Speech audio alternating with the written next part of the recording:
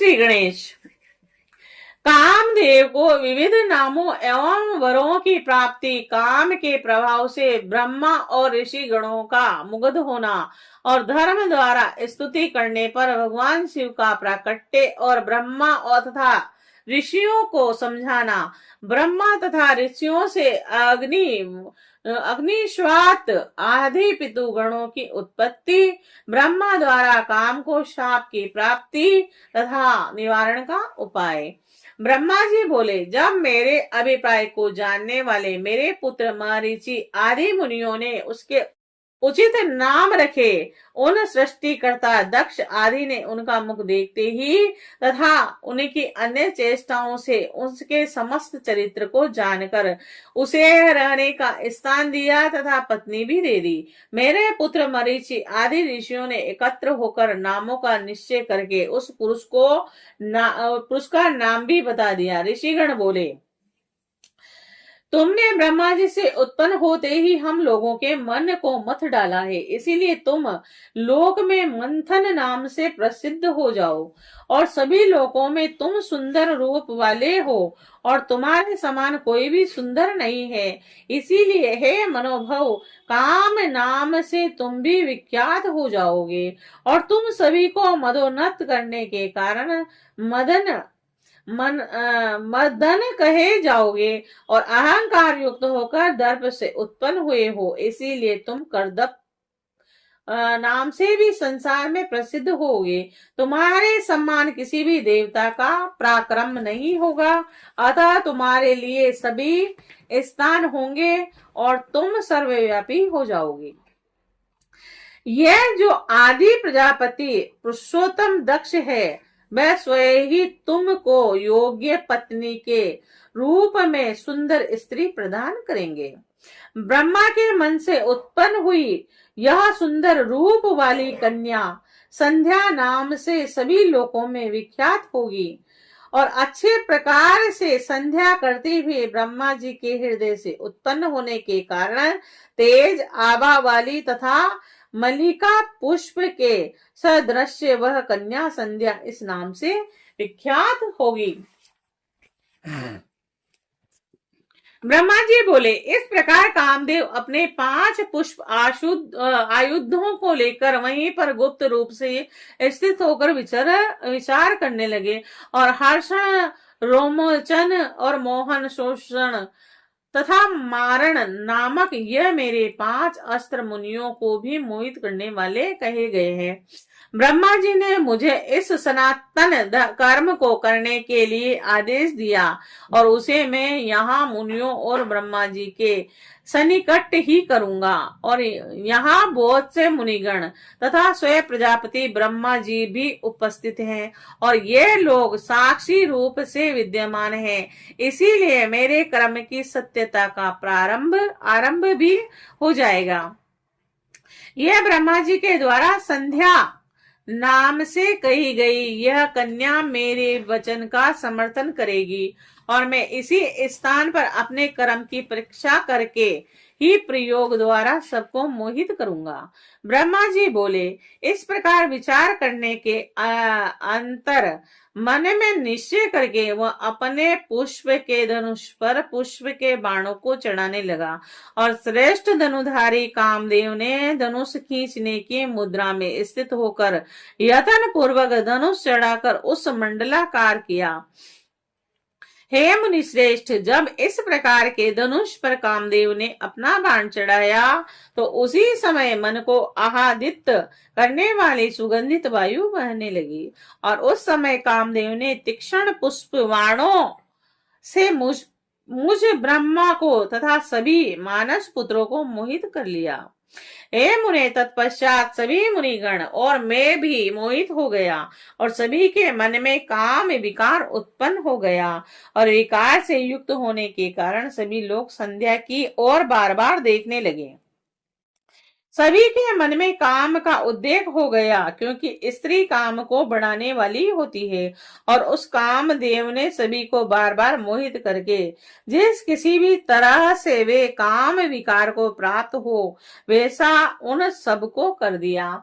उस स्त्री को देखकर जब मैं ब्रह्मा उन्मत्त इंद्रियों वाला हो गया, उस समय मेरे शरीर से 49 भाव उत्पन्न हो गए और कामवाण के प्रहार से उन सभी के द्वारा देखी जाती हुई वह संध्या भी अपने कटाक्षों के आवरण से अनेक प्रकार के भाव प्रकट करने लगी।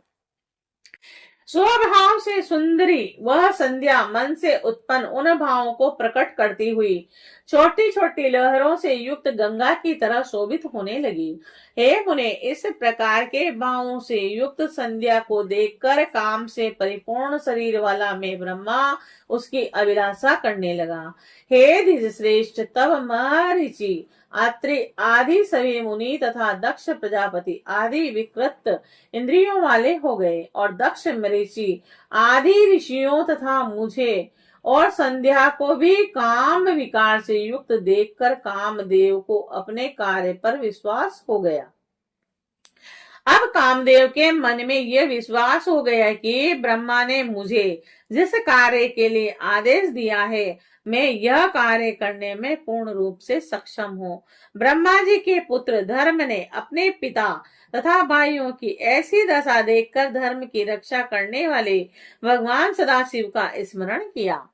धर्म ने धर्म पालक शिव जी का मन से स्मरण दीन भावना से युक्त होकर अनेक प्रकार के वाक्यों से इस प्रकार स्तुति करी। धर्म बोला, हे देवाधिदेव, हे महादेव, हे धर्मपाल, आपको नमस्कार है। हे शंभु, सृष्टि पालन तथा विनाश करने वाले आप ही हैं। हे प्रभु, आपने निर्गुण होकर भी रज सत्य तथा तमोगुण से सृष्टि कार्य के लिए, ब्रह्मा पालन के लिए, विष्णु तथा प्रलय के लिए और रुद्र स्वरूप धारण किया है।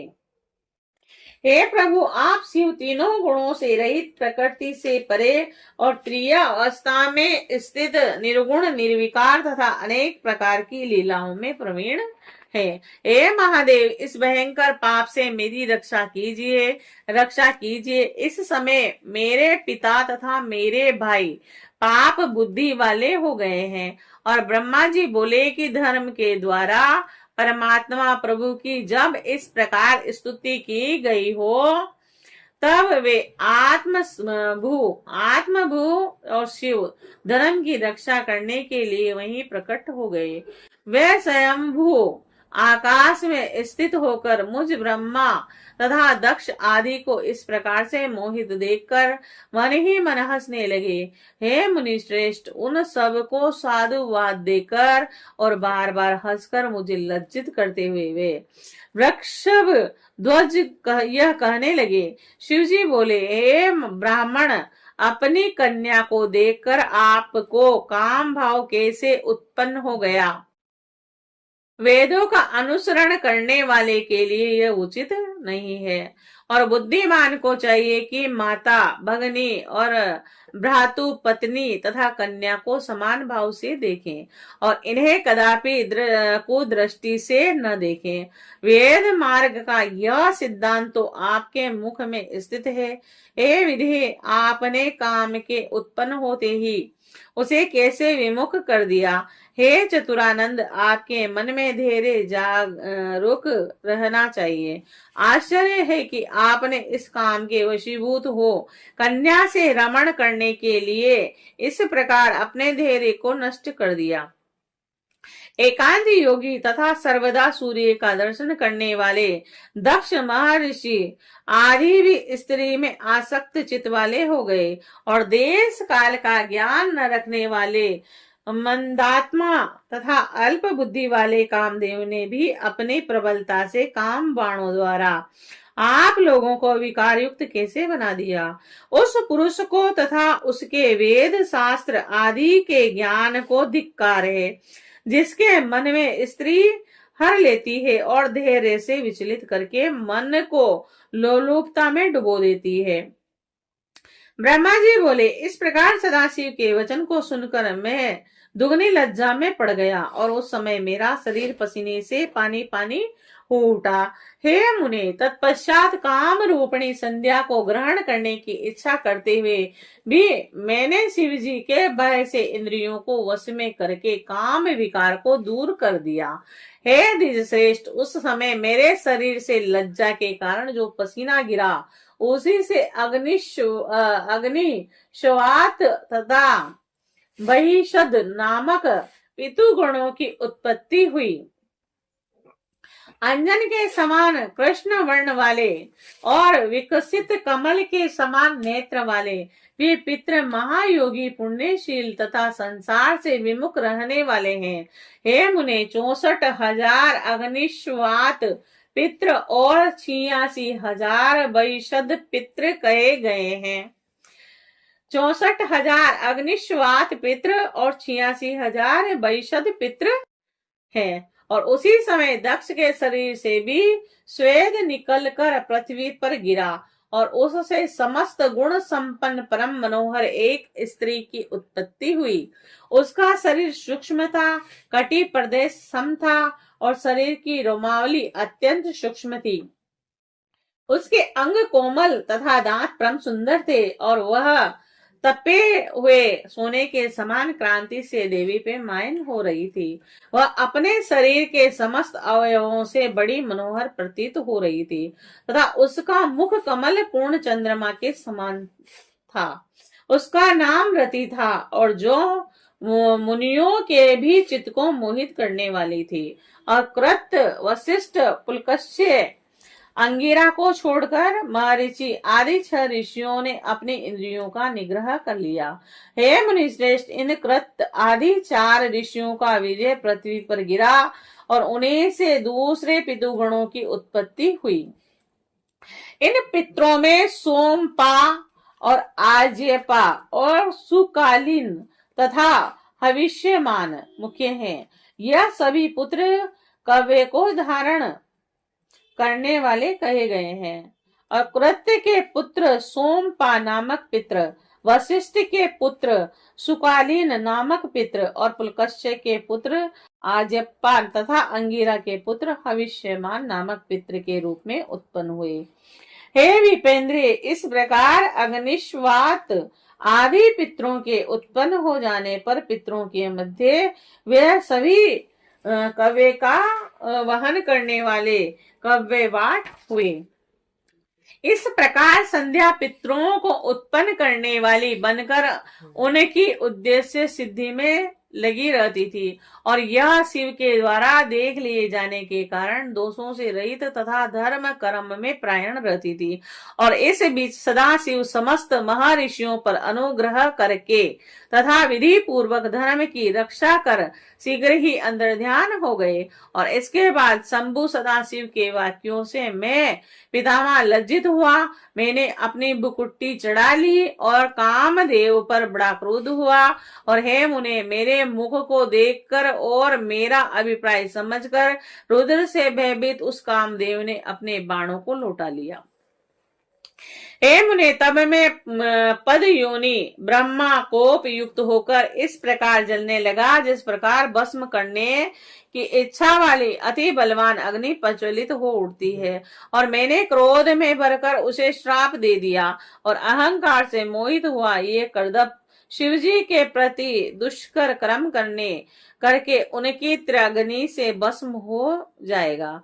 हे द्विज श्रेष्ठ, इस प्रकार मुझ ब्रह्मा ने पितु समूहों के तथा जितेंद्रिय मुनियों के सामने इस काम को यह अमित श्राप दिया। और मेरे श्राप को सुनकर भयभीत हुआ कामदेव उसी क्षण अपने बाणों को त्याग कर सबके सामने प्रकट हो गया। हे मुने, उसका सारा गर्भ नष्ट हो गया। तब वह दक्ष आदि मेरे पुत्रों, अग्निश्वातादि पितरों, संध्या एवं मुझ ब्रह्मा के सामने ही सबको सुनाते हुए कहने लगा। काम बोला, हे ब्राह्मण, आप तो न्याय मार्ग का अनुसरण करने वाले हैं। हे लोकेश, तब मुझ निरपराध को आपने किस प्रकार दारुण श्राप क्यों दे दिया? हे ब्राह्मण, आपने मेरे लिए जो कहा था मैंने तो वही कार्य किया। आपको मुझे श्राप देना ठीक नहीं, क्योंकि मैंने आपकी आज्ञा के विरुद्ध कोई अन्य कार्य नहीं किया है। हे ब्राह्मण, में ब्रह्मा, विष्णु तथा शिव यह सब भी तुम्हारे बाणों के वशीभूत होकर रहेंगे, और ऐसा जो आपने कहा उसी के अनुसार ही मैंने परीक्षा ली थी। अतः हे ब्राह्मण, इसमें मेरा अपराध नहीं है। हे देव, हे जगतपति, यदि आपने मुझ निरपराध को यह दारुण श्राप दे ही दिया तो इसका कोई समय भी निश्चित कर दीजिए।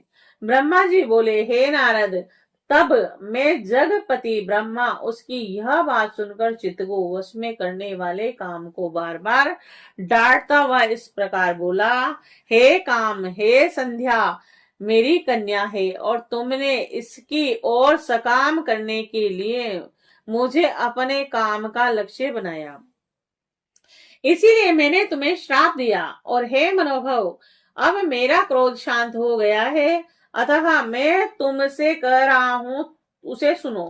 तुम संदेह रहित होकर सुखी हो जाओ और भय छोड़ दो। हे मदन, तुम महादेव जी की त्रिनेत्र अग्नि से भस्म होकर बाद में शीघ्र ही इसी के समान शरीर प्राप्त करोगे। जब शंकर जी विवाह करेंगे तब अनायास ही तुम्हें शरीर प्रदान करेंगे। हे नाद, काम से इस प्रकार कहकर मैं लोक पितामह उन मानस पुत्र मुनिवरों के देखते देखते ही अंतर्ध्यान हो गया। इस प्रकार मेरे वचन को सुनकर कामदेव तथा मेरे वे सभी मानस पुत्र प्रसन्न हो गए और शीघ्रता से अपने अपने घरों को चल दिए। श्री शिवाय नमस्तुभ्यम।